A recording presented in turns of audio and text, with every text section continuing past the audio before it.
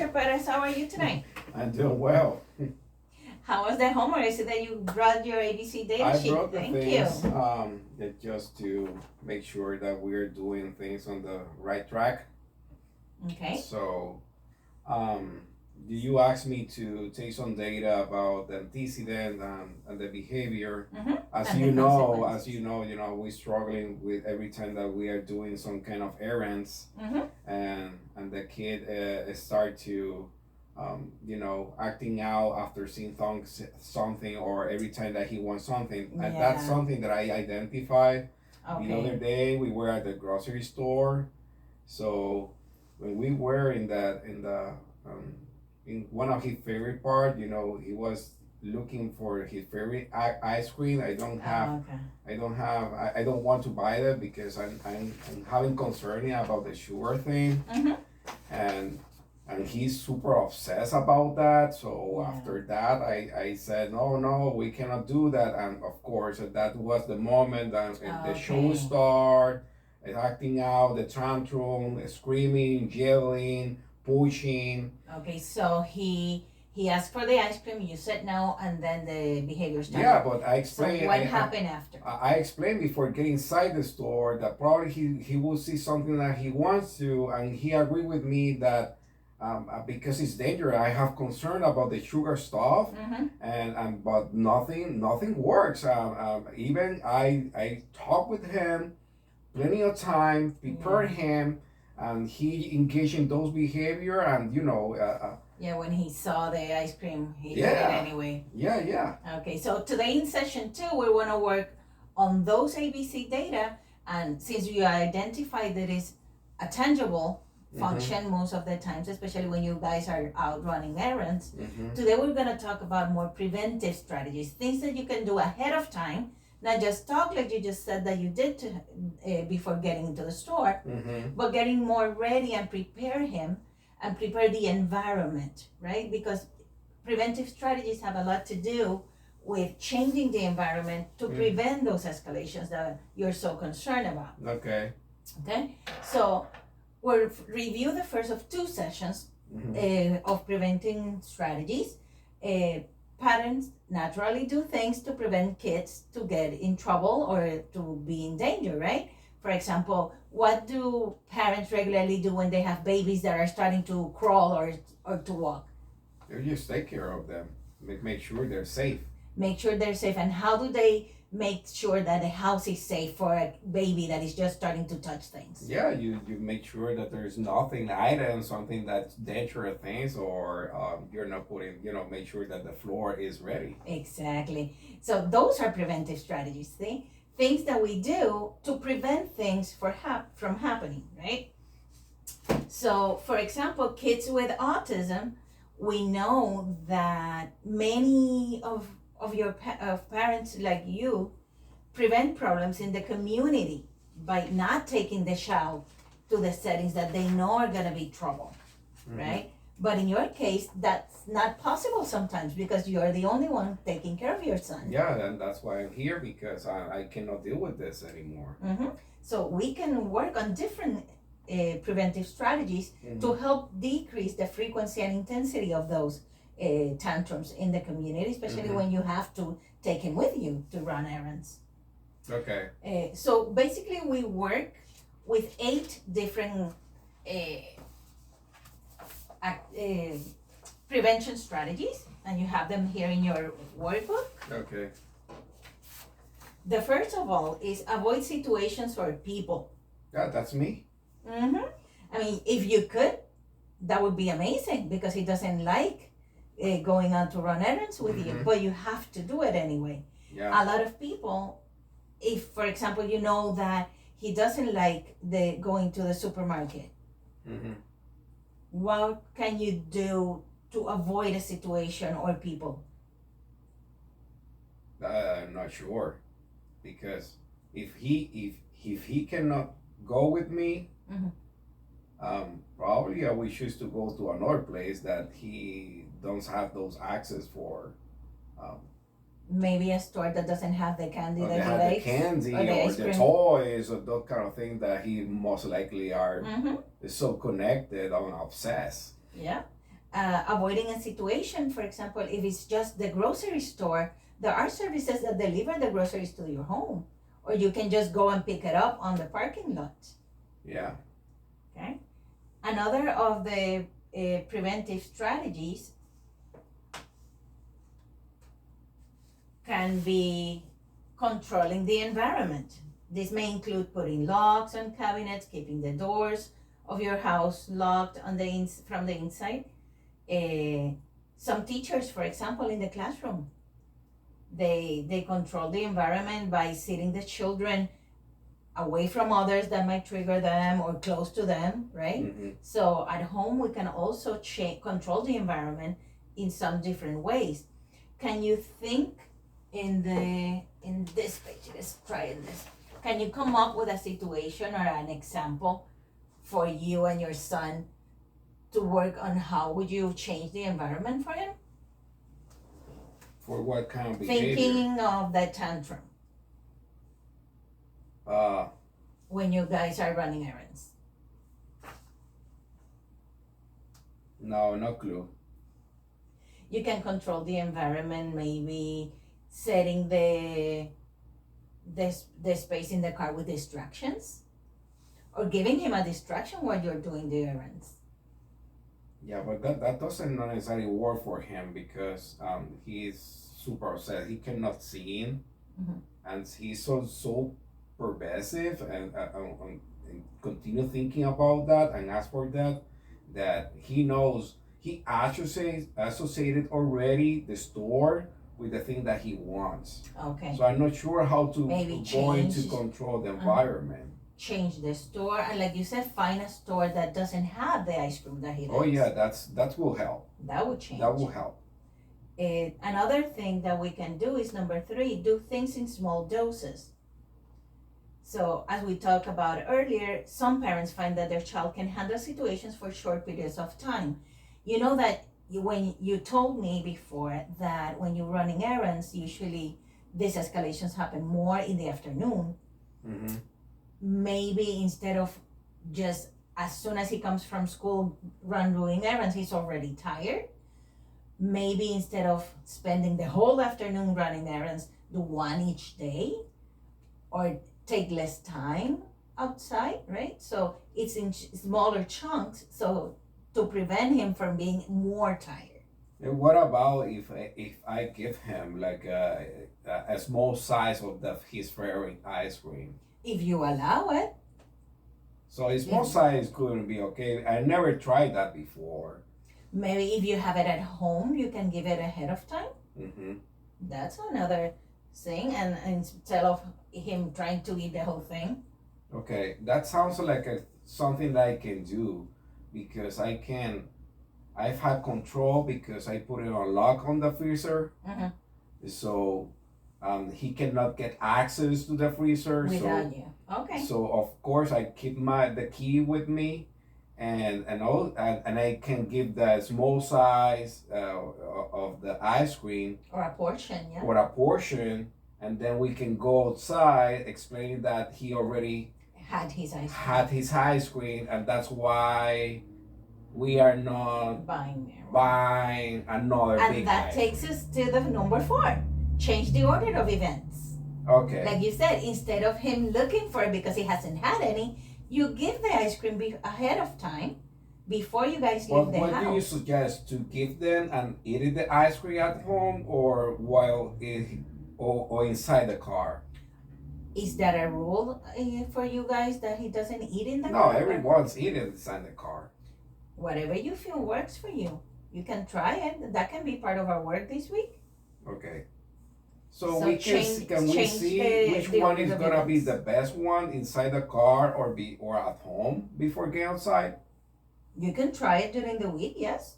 Because part of the homework for today is gonna be you trying some of these strategies, preventive strategies. So we just identified that number 4 can be something that you can use and control the environment.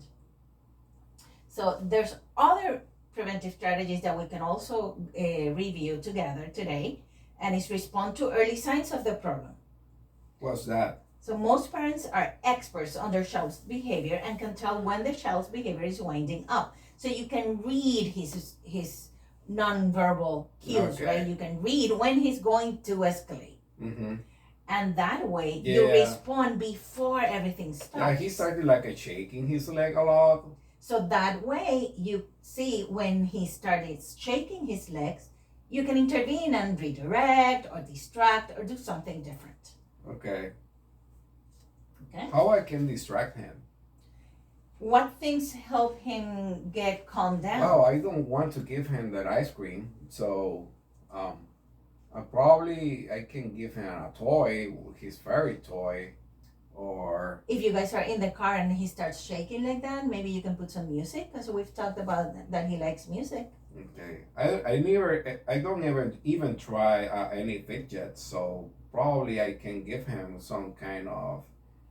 You did mention something last time, like a squeezy ball. You said okay, something like that. You guys have it? We don't, but you can talk to their teacher at school. Okay, so probably gonna talk with the teacher. Maybe they do have fidgets already. They can give me a squeezy ball or A fidget toy for a him. fidget toy, something that he can use it to regulate. I would say, right? Okay. Yeah, and if you're already at the grocery store and you see that he starts shaking his legs, maybe you go to a different area or go back to the car until he feels better and suggest to take a break. I said that he started shaking the legs, but that's one of the signs, but also the hands, so I forget about that one. Okay. Okay. Yeah, so you know how to read his body. So when you see those signs, that means that if you don't redirect or stop it at the moment, something worse is going to happen after. So the escalation is actually going to happen. Okay. So that's what we want to prevent. The sixth preventive strategy that we can work on is change how you ask or respond, right? Instead of just saying plain no or talking too much, giving him way big explanation of why you don't want him eating the ice cream, like that's not on the agenda today, or that's not part of the list today, but maybe next time you can have it.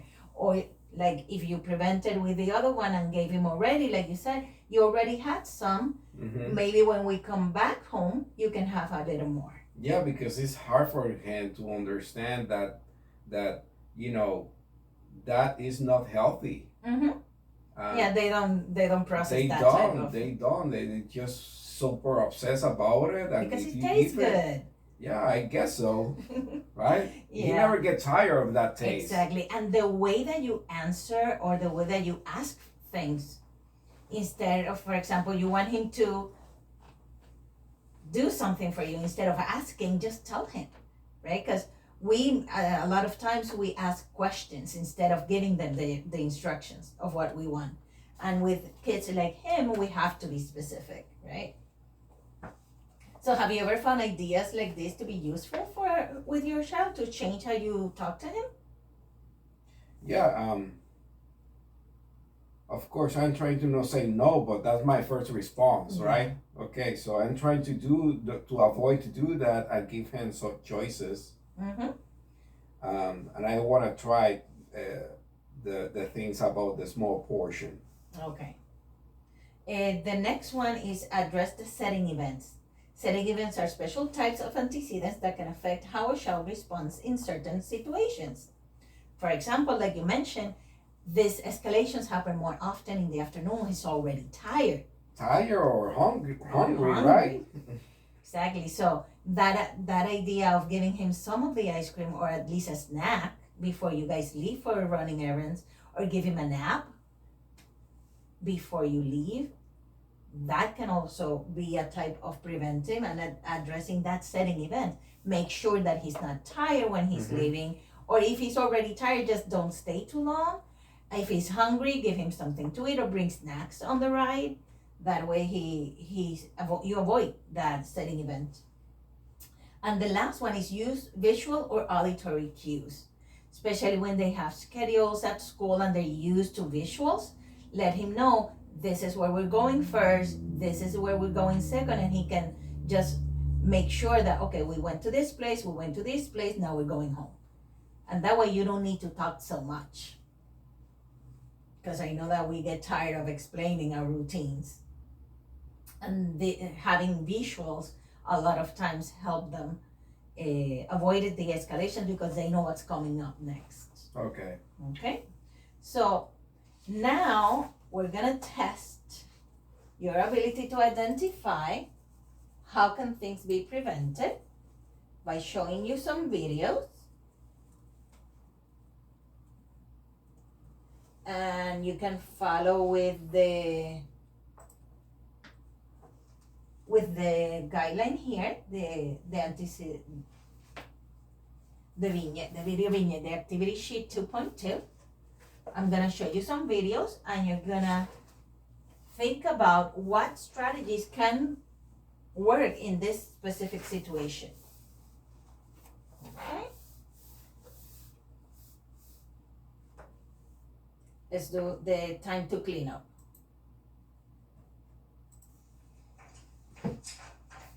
Oh, boy, look at this mess. Hey, come on, let's clean it up now, okay? No. Sweetie, we gotta clean it up now. No. Hey, No. hey, No. we're gonna have dinner. No. Mommy didn't make the mess. No. Clean up, please. No. Clean up the mess now. Hey, let's go. Hey, listen to me. I want you to put the toys away now. Okay, what happened there? Well, she's asking to clean up, right? And then the kiddo is avoiding.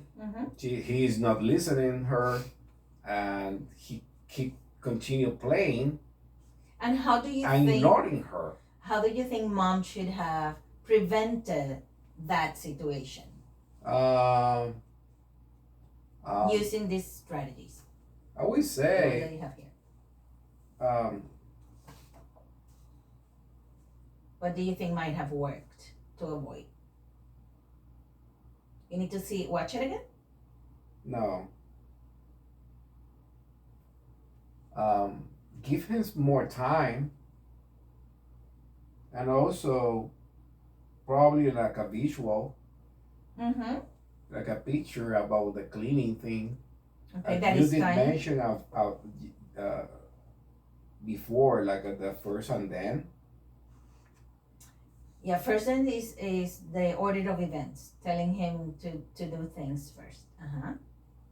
So in that way, he can process better and think about that, Mhm. about the expectation, because it seems that he was playing but he doesn't understand the concept of time, like my Mhm. son, and then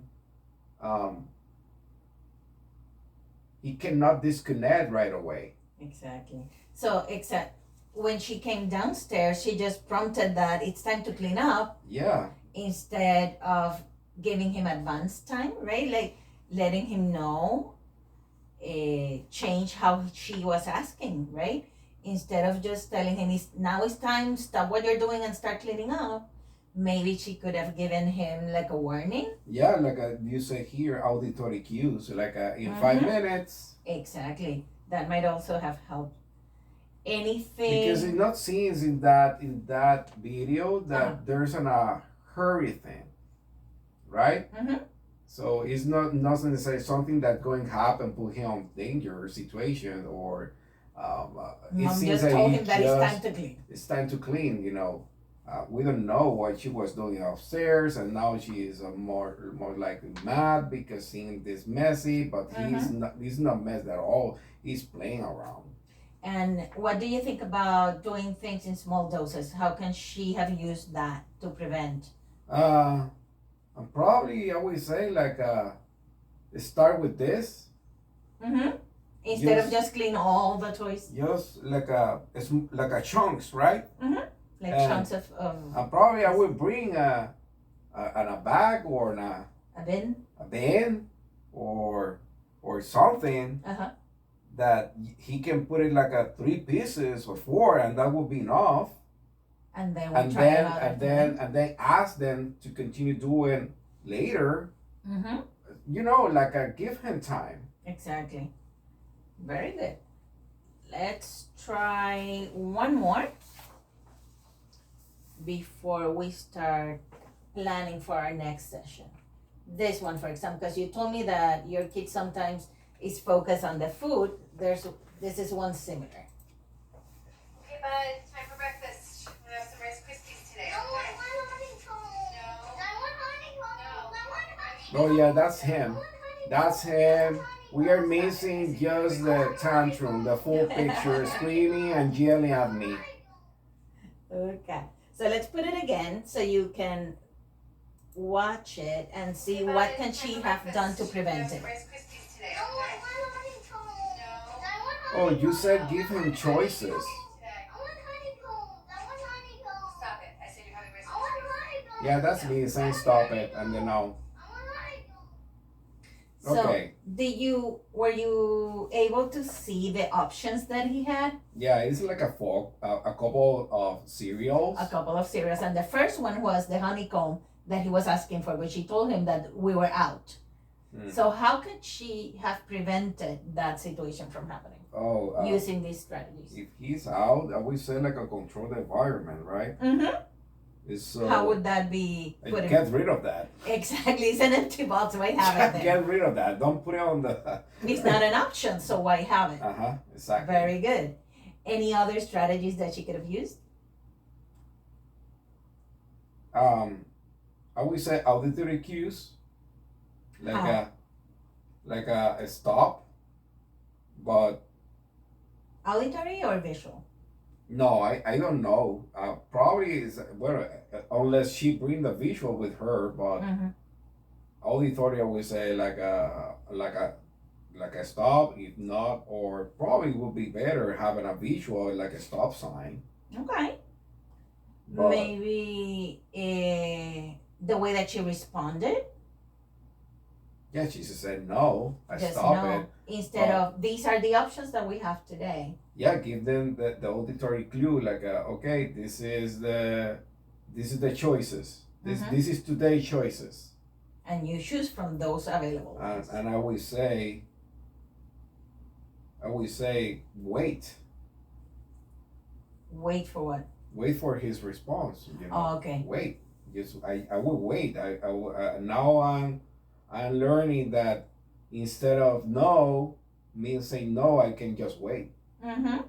And give him the options and then wait for him to I choose. wait here to choose. And for that, make sure that the options are not too many, so that way he doesn't get too confused either. Mhm. Because we tend to give too many options sometimes. Okay, so now that you have practiced and we discussed the preventive strategies, thinking of those tantrums when you guys are running errands in the afternoons, let's try identify 2 of the strategies that you think you might be able to try this next week. I'm gonna try the first one then. Visual. Okay. So the visual cue. The visual cue I'm gonna try. Okay. And then give him the small chunks Okay. at home. Do things in small doses and change order of events, because we were talking about making sure that he's not too tired or too hungry.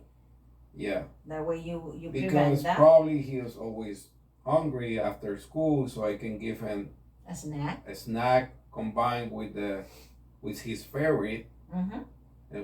you know, talking about the ice cream, and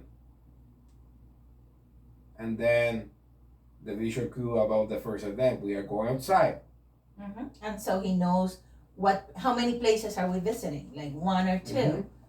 Okay, sounds good. Sounds like a plan then. So I want you to record the ones that you have been able to use during the week. And for next time, we're gonna work on, you can track the date, the time that you guys went outside. We were targeting the challenging behavior of the tantrum, and then what preventive strategies are you gonna use and how well did it work? Okay, and then we're gonna review it on our next session. Is that okay? Okay. Okay. So now for updating our behavior plan, we're gonna include those preventive strategies, right? So now we are gonna add that for the tantrums, Mm-hmm. you will use 3 of the preventive strategies, they control the environment, do things in small doses, and the visual or auditory cues. Those are the three, right? So that's what we're gonna add to the behavior plan, and we're gonna review it next week. Any questions you have for me? No, but I can email you, right? Yeah, if you need support, you can Okay. email me, and you have all the information here in your Word. Yeah, exactly. Because I want to try this in 2 days or so. Mhm. So just be ready. Tomorrow I'm going to do I'm gonna buy the ice cream Okay. just to make sure that I have all my stuff, and then I'm gonna ask for the teacher for some kind of the fidgets. Mhm. So I'm gonna meet with her tomorrow. So probably we can start this in 2 days or so. Perfect. Just let me know if you need additional support. Okay, I Thank will. you so much. All right, thank you.